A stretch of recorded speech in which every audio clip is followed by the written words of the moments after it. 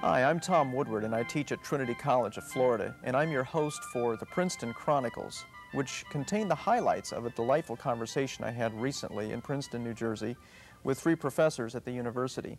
These professors are well known in their fields of British history, of chemical engineering, plasma physics, but they have something that bonds them together, that pulls them together, and that is their articulate faith in Jesus Christ. You know, the seal of Princeton University is like a shield, and it contains an open Bible and the words Dei sub numine viget, which is a Latin motto which means under God's power may she flourish. Well, there's something interesting that's flourishing at Princeton University, and that is a Christian faith, a vital, articulate Christian faith among several of the faculty there that you're going to have an opportunity to meet today. Let's travel to Princeton and meet these 3 professors.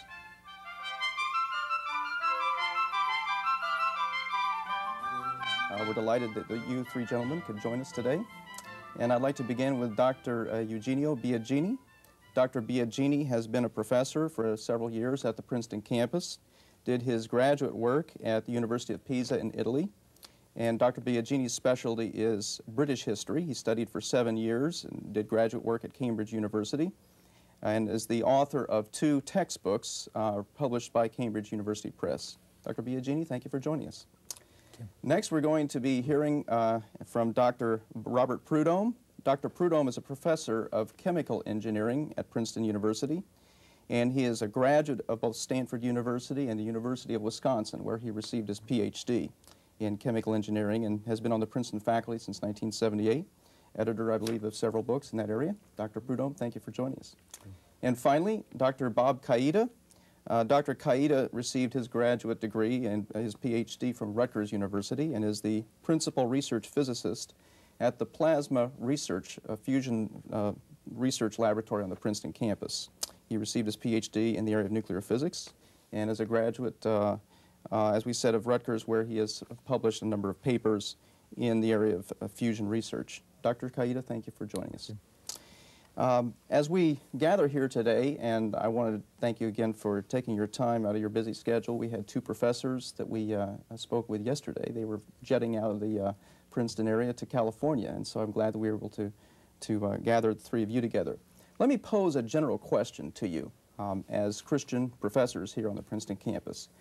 What do you find to be some of the points of contact between yourself and those interested in the Christian faith? In particular, let me pose a situation.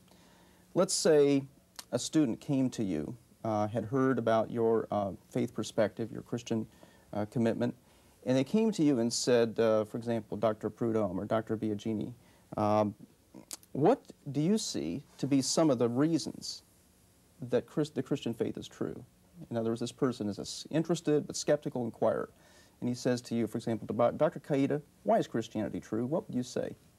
I don't know who wants to volunteer to take that question. So I could start by saying that this has happened with the graduate students I've worked with from time to time, and I try to put it in a little bit of the context of what we do in our work. We start out with some data, and one way of approaching it is to say that we have the data of humanity. We find that people have values, they have standards to which they would like to live up to, but they don't. If you combine that with a belief in a God, a creator, and a need to reconcile yourself with that creator, then the only way I feel is through the person of Jesus Christ. This is the only faith I know of that provides this venue.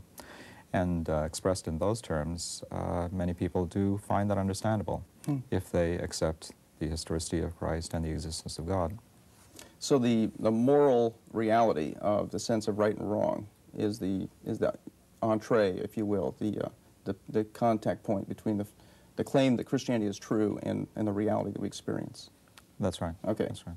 Well, is there anything that would come to either of you other gentlemen, Dr. Biagini, Dr. Prudhomme, in regard to this scenario where a student says, why do you believe Christianity is true? Anything that you would add to that? Well, for myself, in addition to the moral argument, which I think is a very strong one, that there really is a right and wrong embedded in the universe, I'd point to the fact that there is this creation that we are faced with. One of the experiences that happened to me in college as an undergraduate was in my sophomore year physics course. The professor is Professor Sands, who was the associate director of the Stanford Linear Accelerator, came into the physics class one day and said, we now know the universe began, X billion years ago, and there was this thing called the Big Bang that happened back then. That was, as a fairly young Christian at that time, that was a revelation for me, because all through high school I had been sort of taught that the physical universe had always been, that was the standard picture back then.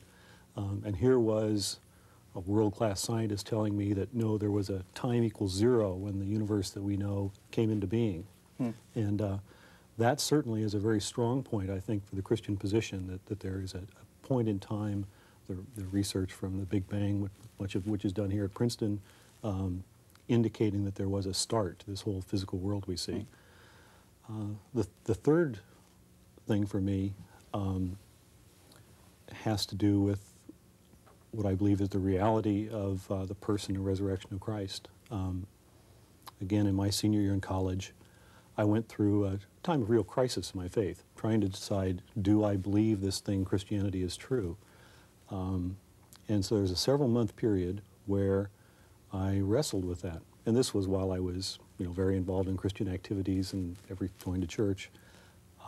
At the end of that period, I realized that my belief in Christianity had to do with the fact that I really believed the resurrection was true, that the best explanation for what happened at that time, what's recorded in the Gospels, the motivation of the early church and the people who claimed to have witnessed this, was in fact this was true. And if that was true, then of course Christianity is true. So we have points from the moral area, the reality of right and wrong. We have a point in the area of science saying that the evidence seems to indicate there was a point in time when the universe began and then the resurrection. Dr. Biagini, it looks like a lot has been covered. Would you like to add anything? Yes. Well, from my point of view, there are two sides to the answer I would give.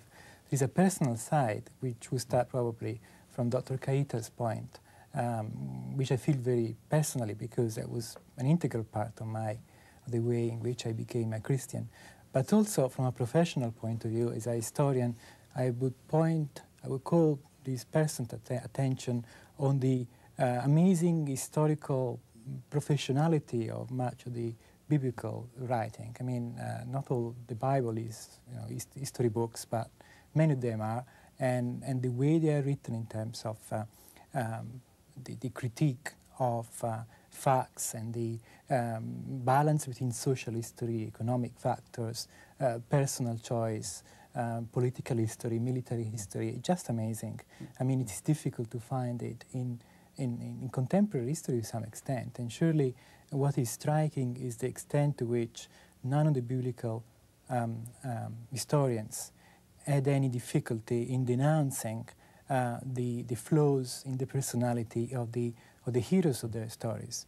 People such as Moses or Abraham or David come out to the Bible as ordinary sinners in such a way as you wish to find in contemporary history on present day or 19th century characters. But despite the fact that we know in terms of documents, in terms of primary sources, quite a lot more about these 19th century or 20th century characters, I feel that much of present-day historiography falls short of biblical standards from a professional point of view.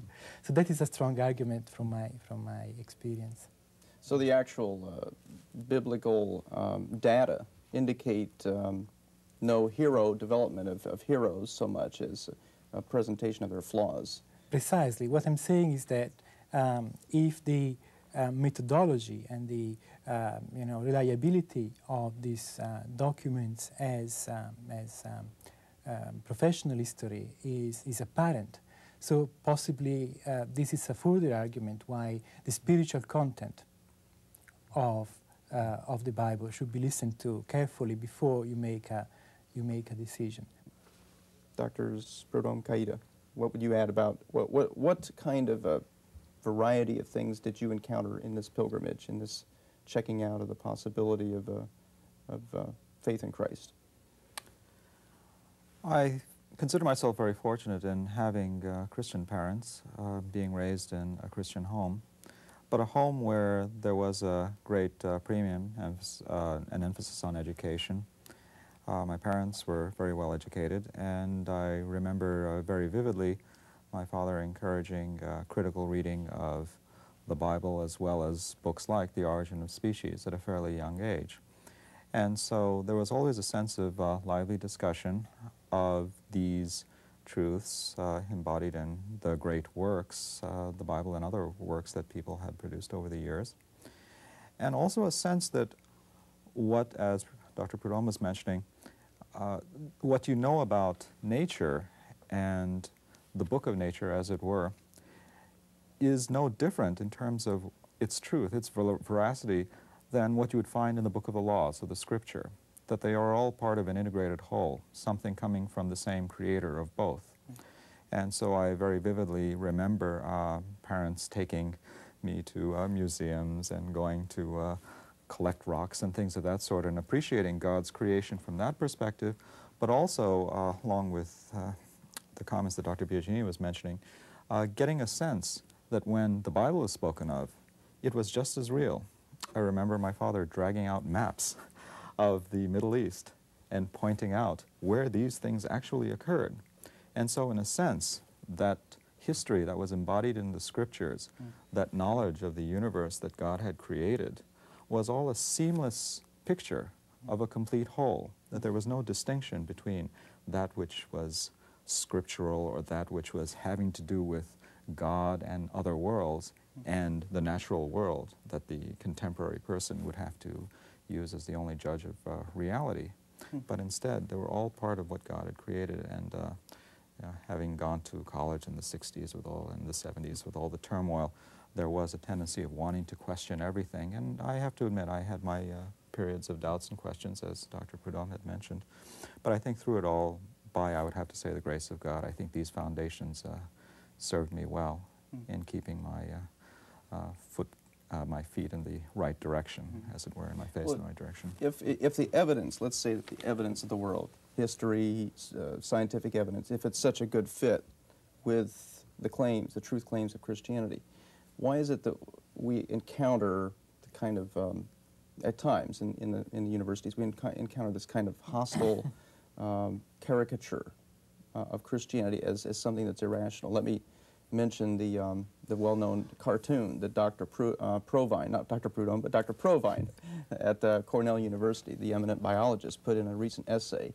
And the cartoon showed a Gothic church door, and there by the door was a brain bin in a box with, written on the side was, "Brains, please." So the implication is check your brains before you enter the church door. And of course, Dr.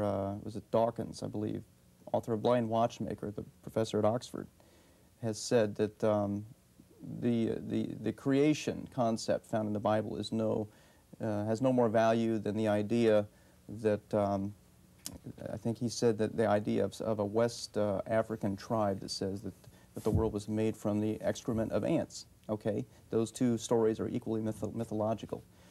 How do you, number one, how do you explain this sort of barrage, in basic terms, this picturing of Christianity as irrational, and then how do you respond to those kinds of of comments. I'm not a scientist, but this week I was reading in Times Higher Education Supplement an article by John Polkinghorne, who is president of Queen's College, Cambridge, and who, before becoming a minister in the Church of England, was an eminent physicist and suppose still has a considerable reputation in the profession. And you know, the least you can say in answer to this question is that as a scientist you should not absolutize your work in hypotheses, which are still hypotheses. I mean, I'm surprised that you can be so, Professor Provine can be so confident about what he believes to have found, because whatever, both in history and in other fields, whatever we know is limited by the data we have, and those are always and by definition incomplete. Any other comments? Well, I think that there are two parts to that question, Tom. You began this whole interview asking what points of contact do we have with students, and by and large, the points of contacts I have with students, faculty, staff are at a very personal level. I mean, they're my secretary who has a daughter with Down syndrome, a graduate student of mine who didn't pass her general examinations, had to leave. It's in these interactions that I share who I am and actually have most opportunity to share what our Christian faith says about living. And so in that sense, it's no different than if I were at General Electric or a National Lab or somewhere else. There's nothing unique about teaching that's different than any other vocation. Yes, there are issues on our campus that are, there's disagreement, sharp disagreement about. But I don't, that's sort of the nature of the university, and I don't think it's particularly directed against Christians. At least on the Princeton campus, I've seen my relationships with my colleagues is really based upon respect and on the ability to share who I am with them. And there are issues, as I said, of disagreement on the campus, areas of abortion or sexuality or whatever. As it is on any campus. Any campus and any other venue. It's not unique to the university. Yes. I might add that getting back to the idea of where particular caricatures have arisen, I think that in itself, in a sense, answers the question, because these attitudes that many people have, at least in my mind, are just that. They are straw men. They are attempts, I feel, again, in my opinion, to, as it were, marginalize a particular person's faith or convictions or whatever. And then if you take that as your starting position, then you can do things which bother me as a scientist, as they bother Dr. Biagini in reading about science, where then absolute statements are made about what we know and what we don't know. The reality that we deal with as scientists, and that's why we are scientists, to try to understand more about that reality, do have these fuzzy edges, these unanswered questions. That's why we stay in business as scientists. However, these caricatures, these ideas that we create, these straw men, are very well defined, and you can attack them, and you can control them, you can marginalize them. And I think, just thinking when I've tried to deal with questions of doubt and morality and things in my mind that still go through my mind as a Christian, I have to say that whenever I have this temptation to do this kind of marginalizing myself, of characterizing various straw men myself, I tend to realize that it's not as a result of an objective analysis of what people are saying or what the reality is, but more trying to then say, I am uncomfortable with something. I have a moral question. I have something that is forcing me to do something I don't want to do. Therefore, let me create a comfortable caricature that I can attack. Well, let me get back to the straw men that you mentioned. I appreciate you bringing that point out. I think that perhaps what Drs. Dawkins or Provine may be dealing with is a Christianity different, or a picture of Christianity that's different from what you're representing here. Since those characterizations or those straw men come from the field of science, let me throw out the question, if someone were to come to you and say, does the evidence of science, particularly Dr. Prudhomme and Dr. Caïta, does the evidence of science tend to support or be a problem for the idea that there's an intelligence behind the universe? I think briefly it goes back to questions such as those raised by what Dr. Prudhomme was mentioning about the origin of the universe, the idea of the fact that there was a start to things as we know them, and that we can't really know about what happened before, as it were, the Big Bang. That's beyond the realm of science. At least in my discipline, I think it's fascinating and perhaps a little unnerving that there are these fundamental physical constants. There are the nature of physical laws that people have been exploring for quite a few years now, and realize that small changes in them would not make it possible for us to exist. And so these are the kinds of evidences that people do have to confront on a day-to-day level, whether it's in my area or in Dr. Prudhomme's area. You don't have to confront them because you can still do the calculations, you can still do productive things.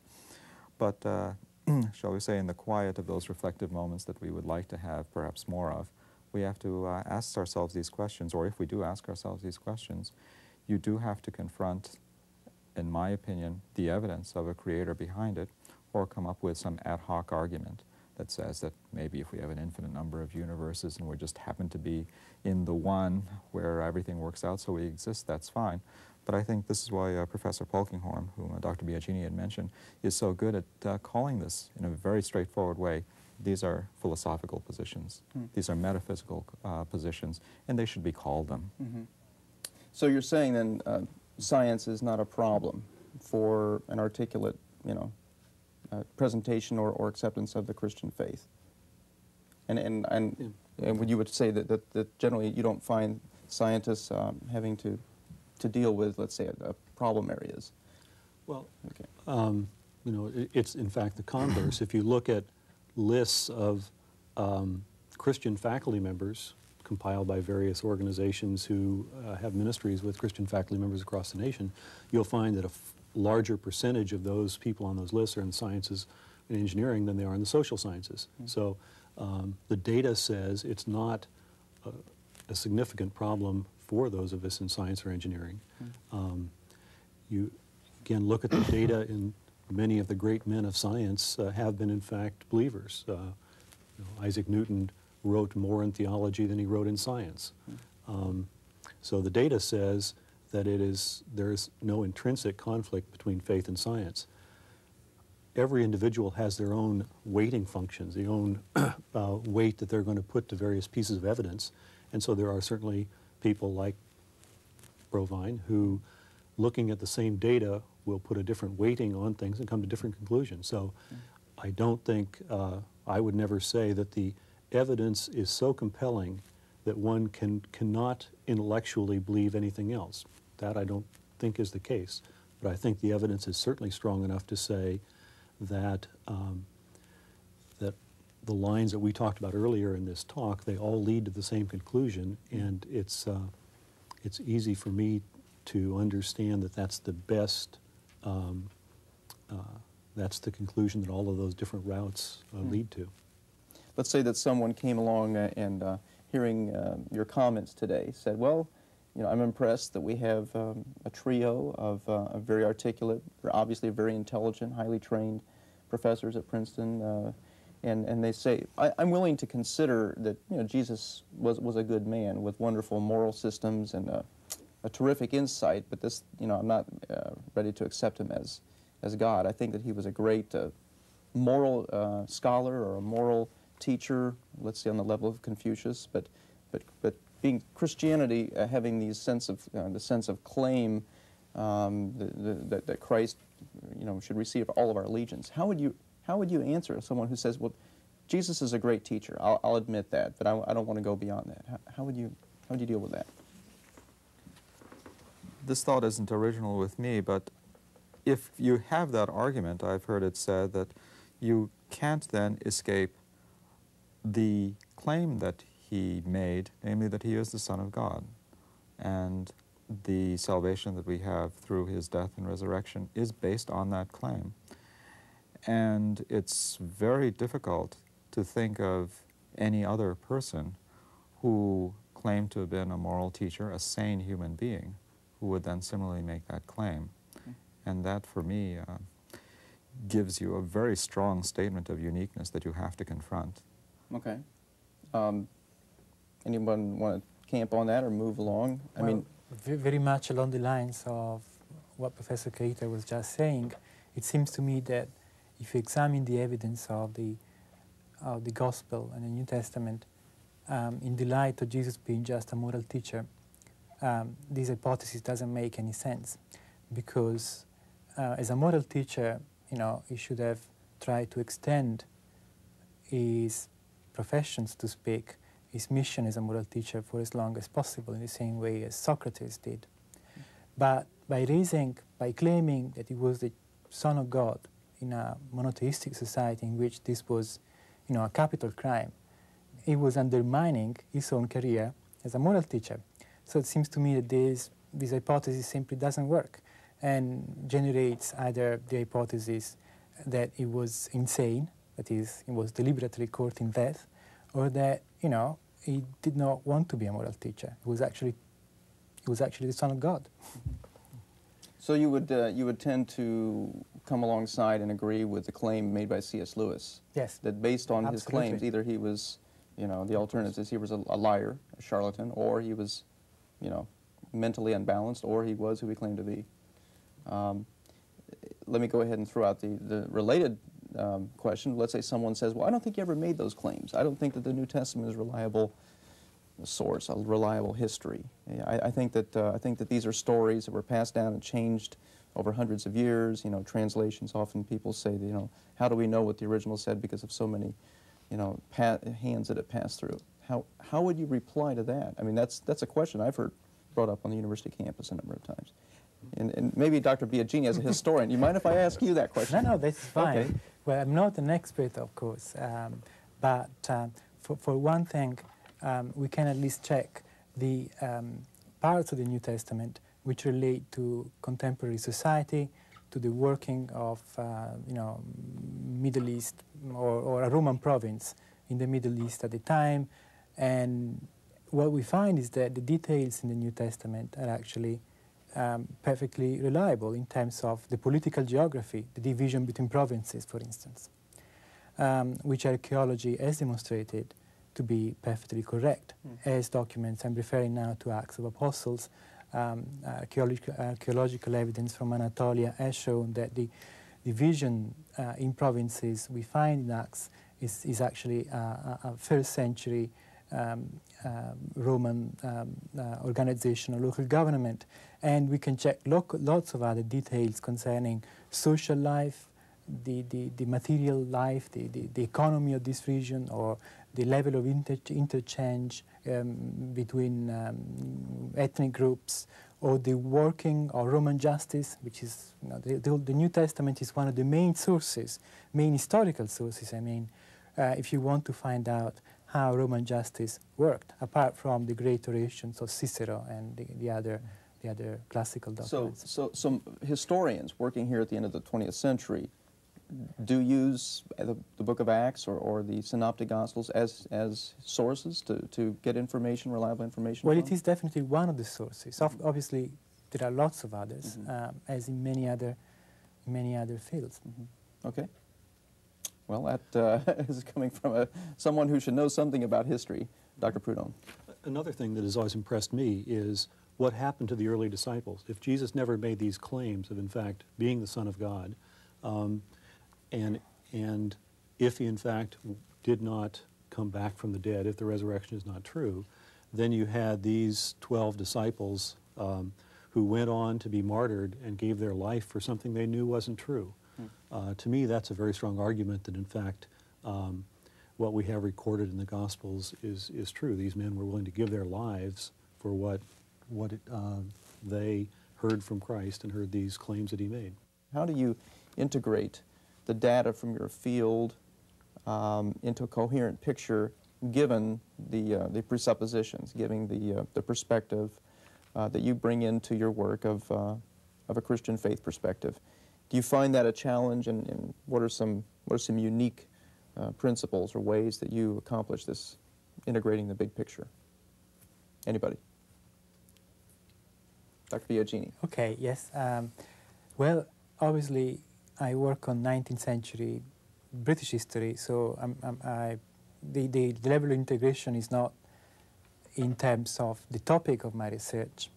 It is in terms of, for one thing, the understanding of human nature, and on the other, the methodology of history, and in particular the example set by the historical writers in the Bible, which is go for the truth. Do not be afraid of, admitting weaknesses, flaws in church history, in church leaders, or in Christian, figures, in Christian characters in history. Just go for the truth. God is the creator of this universe. He's greater than our discoveries. He's greater than the results of our research. And this applies to history as much as to any other field of human knowledge. It is also tremendously important for me to be reminded that human beings are shaped by grace and sin. They are fallen creatures, but they have been created in the image of God.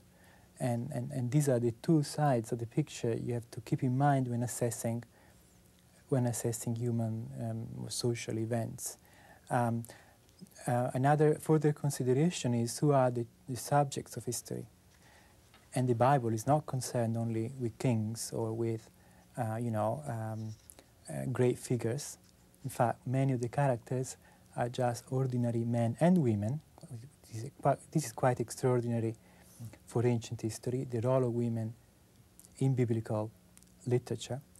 And in many cases, they are actually the humblest men and women of those days, including, in fact, the family of Jesus, which was by present-day standard sort of artisan, working class background. And the offer, for instance, which they give for his purification is just a couple of doves, which is, according to Leviticus, the offer given by people who were not able to pay more, to offer more. So obviously the background of these people was not. And these are the people historians should be concerned with, as well as the kings and the rulers and the high politics and, the important figures, to speak, between inverted commas. So the faceless masses, if you will. Or yes, which are not faceless from the point of view of God. From Actually, the point of view of God. What is terrifying is that all those who suffer in history, all of them, God is personally acquainted with them. With each of them, each of the people who have been murdered in Bosnia recently was personally known by God. He was there, he knew what was happening. That is, if you think of it, that is really terrifying. So.